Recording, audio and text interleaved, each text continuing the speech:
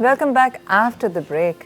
Break पे जाने से पहले मैंने आपको बताया था कि आज पूरी दुनिया में डायबिटीज़ का आलमी दिन मनाया जा रहा है।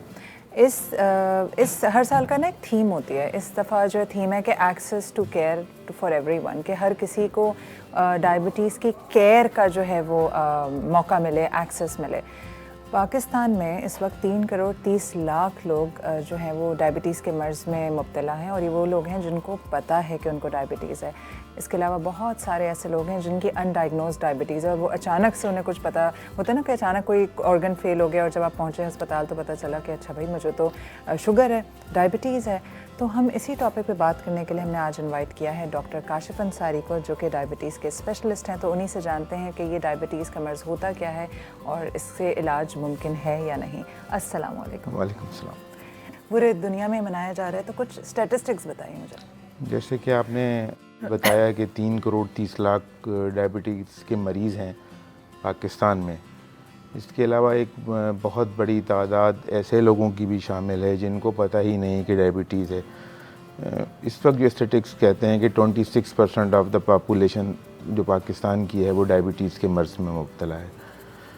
अब ये जो दुनिया में तकरीबन 500 मिलियन लोग जो हैं वो भी डायबिटीज़ के मर्ज़ में मुब्तला है। ये बहुत तेज़ी से फैलने वाली बीमारी है, और जो पाकिस्तान में ख़ासकर हमारे मुल्क में, जैसे आपने थीम के हवाले से ज़िक्र किया कि बहुत कम लोगों को ये केयर अवेलेबल है गवर्नमेंट लेवल पर। सही। तो हम लोगों को जो इस वक्त बीइंग ए डायबिटोलॉजिस्ट जो हम लोग काम कर रहे हैं, हम अपनी पूरी एफ़र्ट डाल रहे हैं, लेकिन इस वक्त भी हमको इस काम के हवाले से बहुत सारे डॉक्टर्स की अशद ज़रूरत है हर लेवल पर। सही। अच्छा डॉक्टर साहब, आमतौर पे ना लोगों को पता ही नहीं चलता कि उनको डायबिटीज़ है जब तक कि कोई मामला बहुत ज़्यादा ख़राब ना हो जाए। तो वो कौन सी वार्निंग साइंस हैं या सिम्टम्स हैं जो इंसान को इन चेक रखने चाहिए अपनी बॉडी पर? जी, बहुत अच्छी बात की। सबसे पहला वार्निंग साइन तो हमारा साउथ एशियन होना है, क्योंकि एशियन पीपल में जीन्स में डायबिटीज़ मौजूद है, जिनमें एशियंस हैं, अरब कंट्रीज़ हैं, मैक्सिकन हैं, अफ्रीकन्स हैं, उन सब की जीन्स में डायबिटीज़ मौजूद है। तो यहाँ पे जो सबसे पहला वार्निंग साइन है हमारा एशियन होना है। दूसरा वार्निंग साइन ये होना है कि अगर हमारी फैमिली में पहले से डायबिटीज़ चली आ रही है तो सबसे पहले हम लोगों को उसी वक्त ये वार्निंग साइन को अडॉप्ट कर लेना चाहिए, और ये समझ लेना चाहिए कि हमको भी आगे डायबिटीज़ हो सकती है। फैमिली हिस्ट्री से मुराद माँ बाप, बहन भाई, आपके फर्स्ट कज़िन्स, ये सब उसमें शामिल हैं। तो अगर जैसे ये होता है तो आपको ईयरली बुनियादों पर अपना डायबिटीज़ का चेकअप ज़रूर करवाना चाहिए। अच्छा, वार्निंग साइन सब ये बताएंगे कि आपके वज़न का कम होना, या ये यूरिन का ज़्यादा आना, भूख ज़्यादा लगना, ये इस वक्त रिलेवेंट नहीं है। रिलेवेंट ये चीज़ें हैं कि आपको ये देखना है कि वार्निंग साइंस क्या हैं। जैसे मैंने बताया, एशियन होना, आपका फैमिली हिस्ट्री में होना, वज़न का ज़्यादा होना, सेडेंटरी लाइफ स्टाइल, और इसके अलावा सबसे अहम चीज़ हमारा एक्सेस कैलोरी इंटेक, जो बहुत हम लोग इस वक्त हमारे कल्चर का एक हिस्सा बन गया है, जो हम बहुत ज़्यादा एक्सेस कैलोरी इंटेक करते हैं। उसके बाद लाइफ स्टाइल को बिल्कुल आरामदेह ज़िंदगी गुजारते हैं, नो एक्सरसाइज, नो वर्कआउट, कुछ भी नहीं। ये वो वार्निंग साइंस हैं जिनसे सब लोगों को अवेयर होना चाहिए। सही। अच्छा, हम सुनते हैं आमतौर पे कि फ़लाँ को डायबिटीज़ टाइप 2 है, इसको टाइप 1 है। इन दोनों में फ़र्क क्या है? देखिए, टाइप 2 वो डायबिटीज़ है जो अक्सर बड़ी उम्र के लोगों को होती है, मतलब अर्ली भी हो सकती है, लेकिन बड़े से मुराद ये है कि वो मिडिल या लेटर स्टेजेस में ज़्यादा होती है। उसमें इंसुलिन जो बॉडी में बनती है वो कम हो जाती है। तो जो स्टैटिस्टिक्स कहते हैं कि मतलब डायबिटीज़ के डायग्नोस के ऊपर ही आपका 40 to 50% जो है वो इंसुलिन प्रोडक्शन कम हो चुकी होती है। तो डायबिटीज़ जब डायग्नोस होती है ओवर द ईयर्स, जैसे आपने कहा, सडनली भी हो सकती है कि बहुत सारे लोगों को पता ही नहीं होता और अचानक पता चल गया कि डायबिटीज़ है, तो ऑलरेडी वो उस फेज़ में पहुंच चुके होते हैं। तो उसको हम लोग टाइप 2 कहते हैं, जहाँ पे इंसुलिन का प्रोडक्शन कम होता है। सही। अच्छा, टाइप 1 वो होता है जो एब्सोल्यूट डेफिशिएंसी होती है, जिसमें इंसुलिन प्रोडक्शन मुकम्मल तौर पे होती ही नहीं है। सही। और वो कभी भी हो सकती है, इवन ड्यूरिंग प्रेगनेंसी भी बच्चों को हो सकती है। तो उसका कोई वो नहीं है कि वो उसकी कोई एज लिमिट है, वो किसी टाइम पे भी आपको हो सकती है। तो टाइप 2 यूजुअली लेटर एजेस में होती लेटर है एजेस में और होती है। टाइप 1 के साथ आप पैदा भी हो सकता जी है। सर, नहीं टाइप 2 पहले भी हो सकती है, लेकिन वो बहुत कम Usually होती है later यूजुअली, ages। लेकिन यूजुअली लेटर स्टेजेस इसीलिए में। हम अक्सर बुजुर्गों को सुनते हैं कि उनको शुगर हो गई उनको भी हो एज गई। के साथ। देखिए वही मैंने जैसे आपको पहले बताया ना कि वो जो वार्निंग साइंस को जब आप इग्नोर करते हैं ना, आपका कैलोरी इनटेक बहुत ज़्यादा है, आपका लाइफस्टाइल सेडेंट्री है, आप लेक ऑफ एक्सरसाइज वर्कआउट, तो ये सारी चीज़ें मिलके और सबसे अहम चीज़ कि आपकी जीन्स में मौजूद होना, ये सब अवामिल मिल के आपको डायबिटीज़ करवाते हैं। तो ये बहुत ज़रूरी है कि इन वार्निंग साइंस पे काम किया जाए और सबको ये बताया जाए कि इन चीज़ों को मद्देनज़र रखते हुए आप अपनी डायबिटीज़ को जो है वो ईयरली मैनेज करें। अच्छा, जैसे हम वार्निंग साइंस की बात करें तो बड़ों में तो आपने ये सब कहा, बच्चों में क्या वार्निंग साइन है अगर आप अपने बच्चों पे नज़र रखें और आपकी फैमिली की हिस्ट्री में भी देखिए है? बच्चों में भी यूजुअली अगर बच्चे आपके एक्सेस यूरिनेशन कर रहा है या वीक हो रहा है। अच्छा, सबसे अहम बात आपको ये बताना है कि जो टाइप 1 होते हैं वो थिन एंड लीन होते हैं, मतलब उनकी जो फिगर होती है बहुत दुबली पतली होती है, बहुत ज़्यादा वो वेट नहीं होते। टाइप 2 वाले अक्सर ओवर वेट होते हैं। तो अब अगर बच्चा थिन एंड लीन है, आपकी फैमिली, अच्छा इसका फैमिली हिस्ट्री से भी कोई ताल्लुक़ नहीं है। अच्छा, ज़रूरी नहीं है कि आपकी फैमिली हिस्ट्री में डायबिटीज़ पहला वो एक बच्चा भी हो सकता है, क्योंकि ये ऑटो इम्यून डिजीज़ है। इसमें आपके जो पेंक्रियाज के सेल्स हैं वो डिस्ट्रॉय हो जाते हैं और आपका इंसुलिन प्रोडक्शन स्टॉप हो जाता है। वो माँ के पेट से भी हो सकता है, तो बाद में भी हो सकता है किसी टाइम, मतलब 15 ईयर्स से 22 ईयर्स 25 ईयर्स बाद में लेटर में भी हो सकता है, लेकिन वो बहुत कम केसेस होते हैं। सही। तो बच्चे पे आप नज़र रखें कि एक्सेस यूरिनेशन कर रहा है, दुबला हो रहा है। देखिए बहुत सिंपल सा टेस्ट है शुगर का। जब आप दुनिया में किसी डॉक्टर के पास जाते हैं और नज़ला ज़ुकाम खांसी और भी बहुत सारी चीज़ों का इलाज करवा सकते हैं, तो वाई नॉट एक सिंपल टेस्ट अगर सालाना रात में सालाना एक दफ़ा करवा भी 6 महीने में एक दफ़ा चेक करा ली, क्या फ़र्क पड़ता है। लेकिन ये कि उससे आपको फिर एक चीज़ों का पता चल जाता है कि क्या हो रहा है। अच्छा, मुझे बताएं कि क्या डायबिटीज़ अगर चलें किसी को डायग्नोज हो गई है तो खाने पीने से मैनेज की जा सकती है?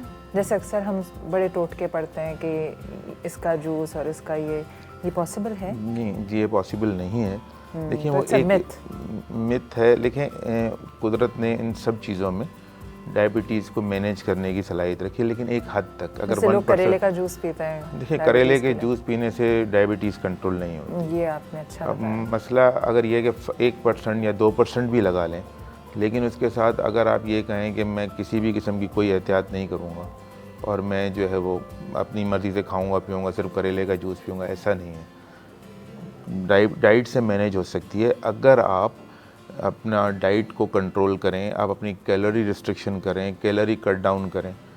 अगर हमारी बॉडी को ज़रूरत 1500 कैलोरीज़ की ज़रूरत है और हम लेंगे 3000 कैलोरीज़, तो आप कैसे डाइट से मैनेज करेंगे? सही बात तो you have to cut down your calories को कट करना है, इतनी कैलोरीज़ लेनी है जो हमारी बॉडी की ज़रूरियात है या उससे भी कम जाना है, ताकि जो इंसुलिन का जो प्रोडक्शन है जितना भी हो रहा है वो उसको कंट्रोल कर सके। सही। एक इंसान अब उसको है डायबिटीज़, उसने डायग्नोज भी हो गए, तो वो अपने आप को मैनेज कैसे करे? मतलब कितनी दफ़ा वो चेक करे? क्या रोज़ सुबह? अक्सर मैंने पेशेंट्स को देखा है सुबह भी अपनी चेक कर रहे होते हैं। ये भी एक मिथ है कि आपने फास्टिंग चेक करनी है। अच्छा, फास्टिंग इसलिए चेक कर रहे होते हैं कि फास्टिंग आपकी रैंडम से कम होती है। तो जहन में एक चीज़ बिठा ली गई है कि हम फास्टिंग चेक करेंगे तो हमारी शुगर का कंट्रोल मिलेगा। ऐसा नहीं है, क्योंकि फास्टिंग और रैंडम में बहुत डिफरेंस होता है। ट्वाइस हाई होती है आपकी फास्टिंग से रैंडम। तो अक्सर लोग रैंडम इसलिए अवॉइड कर रहे होते हैं कि जो है वो हमारी वो बढ़ी हुई मिलेगी।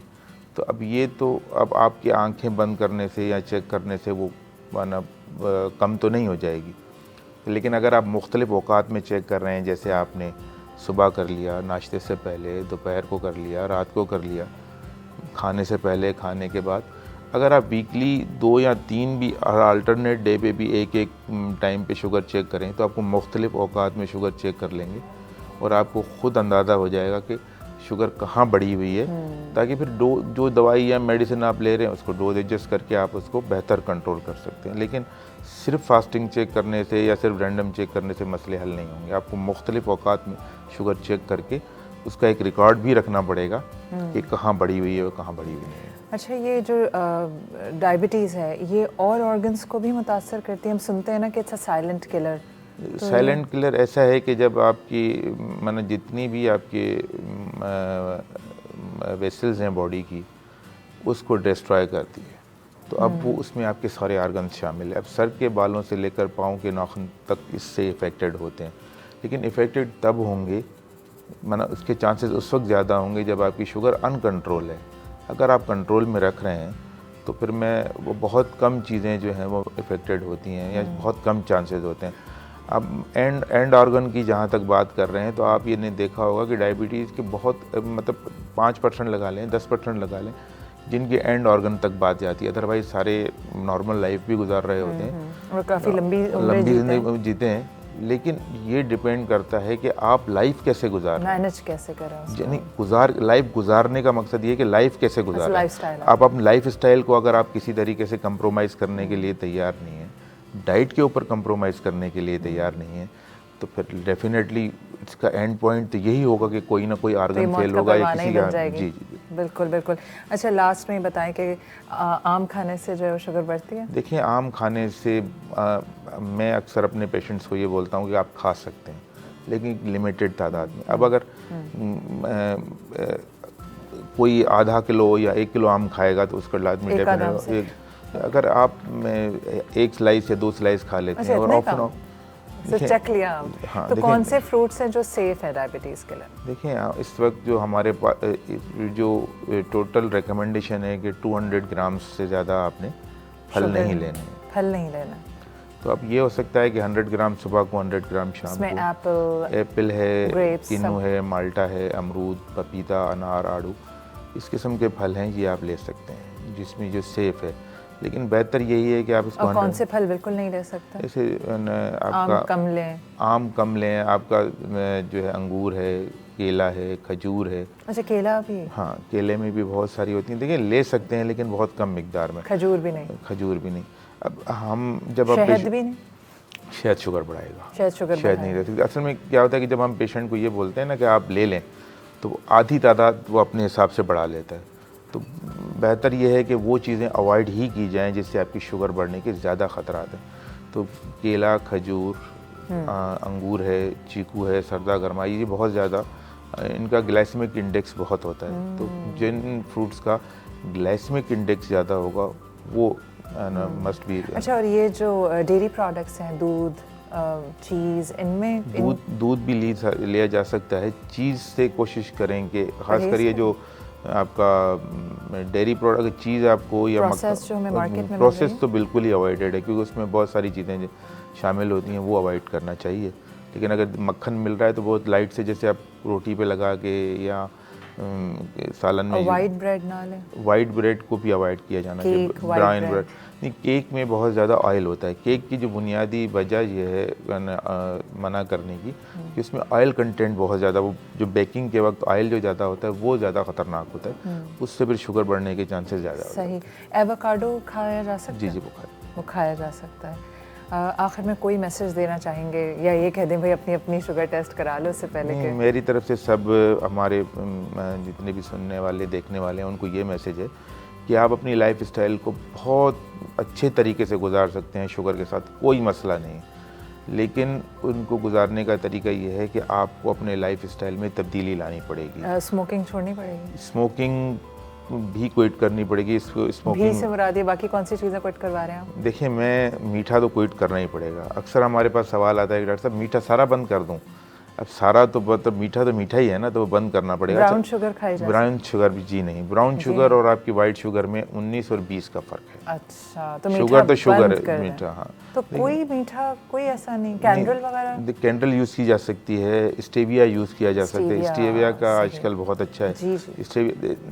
मैंने वही अर्ज़ किया कि अगर लाइफ स्टाइल चेंज नहीं करेंगे तो आपकी कॉम्प्लिकेशंस आपको ही डेवलप हों। तो कौन कौन सी चीज़ें कट डाउन करनी है वो हमारे नाज़रीन? सबसे पहले तो फास्ट फूड, फ्राइड आइटम्स जो आपकी शुगर लेवल्स को है ना बहुत ज़्यादा बढ़ाते हैं। इसके अलावा शुगर फ्रूट्स जैसे कोल्ड ड्रिंक्स हैं आपके, और चीनी का बहुत है ना इस्तेमाल है। आप चीनी की जगह पे स्टीविया यूज़ कर सकते हैं, कोई मसला नहीं, उसका टेस्ट भी आपको उससे मुकाबले में बेहतर लगेगा। अच्छा। लेकिन हर वो चीज़ जिसमें कैलोरी बहुत ज़्यादा है वो आपको कट डाउन करनी पड़ेंगी। सब्जियों का इस्तेमाल कर सकते हैं, गोश्त खा सकते हैं, कोई मसला नहीं है, लेकिन उसको आपने बैलेंस इस तरीके से करना है कि अगर वीक में आपने 1 से 2 दफ़ा गोश्त ले लिया, मछली ले ली, आपने मुर्गी वगैरह ले ली या सब्जियां ले ली, तो बैलेंस डाइट आपने रखनी है ताकि आपकी सारी चीज़ों आपकी डाइट में आ जाएं। और ये आपको बेहतर तरीके से एक डाइटिशियन ही आपको गाइड कर सकता है कि आपने क्या क्या लेना है। और एक दूसरा, अक्सर आपने देखा होगा कि मुख्तलिफ चार्ट्स आपके मिल रहे होते हैं कि ये एहतियात से खाएं, ये ना खाएं। इन चार्ट्स पे कतई तौर पे अमल नहीं करना है, क्योंकि इन चार्ट्स में किसी तरीके की भी प्रॉपर गाइडेंस नहीं है।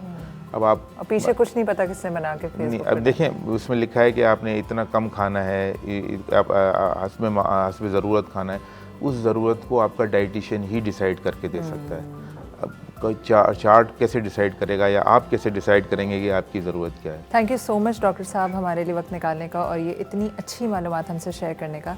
तो अगर आप वो शख्स हैं जिसको थोड़े बहुत भी सिम्टम्स महसूस हो रहे हैं अपनी बॉडी में, प्लीज़ इग्नोर मत कीजिए, जाके चेक करवाएं, क्योंकि वैसे तो लोग कहते हैं भाई मरना ही है तो खा पी के मरें, और अगर ज़िंदा रह गए तो फिर आप क्या करेंगे। अगर आपके सिम्टम्स भी हैं, ब्लड प्रेशर, शुगर, सब मसाइल हो गए और आप ज़िंदा रह गए, फिर आप सोचिए आपका क्या हाल होगा। अपना ख्याल रखें, क्योंकि जान है तो जान है। और इस सेगमेंट और इसको वाइंड अप करने के बाद हम जा रहे हैं साइमा के पास, तो आपने कहीं नहीं जाना। ब्रेक के बाद मैं आपसे मिलूंगी शेफ़ साइमा के किचन में और उनसे जानेंगे कि वो आज क्या बना रही हैं। मिलते हैं छोटे से ब्रेक के बाद।